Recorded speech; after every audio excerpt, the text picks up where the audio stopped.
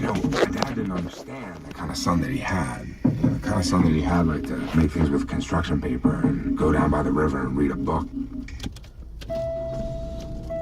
Him showing me how to fight, I could tell that he was trying to turn me into the son that he could understand. One that wasn't a constant disappointment, one of the kind of kid that he knew. So I went along with it. He holds up his hands and he says, okay, your right hand, you're gonna stand like this, and you're gonna jab with your left to get space, and then when you can, you're gonna throw your strong right. And he shows me how to make my fist correctly, and he shows me how to stand and use my weight behind the punches. I feel my fists hitting his hands like meat on meat, and I'm believing in myself, like maybe this is gonna work out, and I feel strong. He pats me on the back, he says, you're gonna do fine, son, and I believe it. I'm gonna do fine. We go inside, and during dinner, my sister says something that reminds my mom of something. She says something that makes my dad explode, and he leaves the table. My mom and my sister start to cry. I have to do the dishes. Pretty good Saturday night fight, all things considered. That night, I have a hard time getting to sleep. I'm nervous, because I'm 13 years old, and the next day, I got a scheduled fight like I'm George Foreman. I eventually drift off, and the next morning, I wake up, and I get my second favorite hat. It's just red.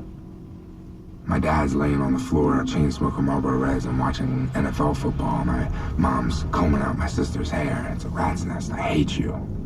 It's time for me to go. I push my bike through that little sliver of woods, and I go out to the ice, and it's empty. All the kids are somewhere else. I have the pond all to myself, and I ride right out into the middle. And it's 2:50, and I'm straddling my bike all by myself. It's 2:55 and 2:57, 2:59. I'm just standing there and I'm looking up at the sky. It's one of those slate gray winter skies that looks like it's about 2 feet above your head. So 3 o'clock, all alone. It's just me and the sky. 3:05, I see a rustle in the bushes across the way. I start up and nothing. It must be a dog or a squirrel or something. 3:10, I put my bike down and I start to bounce around on the balls of my feet, and I'm looking all over the place waiting for this kid to walk onto the ice. 3:15 and 3:25.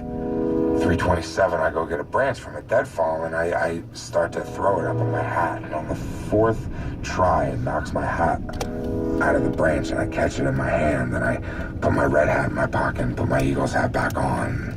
And it's 3:39, and I realize he's not showing up.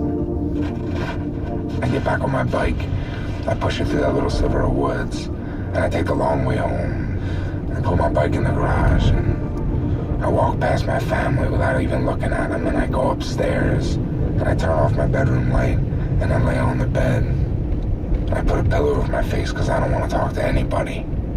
And I wait for those footsteps to come up the stairs, and I'm waiting for him to ask me what happened. I don't know what to tell him. I just know that he's going to be disappointed in me. I'm not going to be the son that he wanted. But I never hear those footsteps, and he never comes up. And he never mentions it again.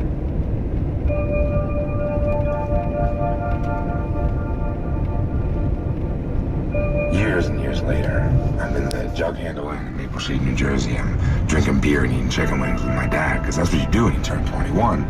You go to a local bar and you drink beer and you eat chicken wings. And we're talking, and I'm telling him about college, and he's telling me about his life, and we're kind of two strangers sitting there.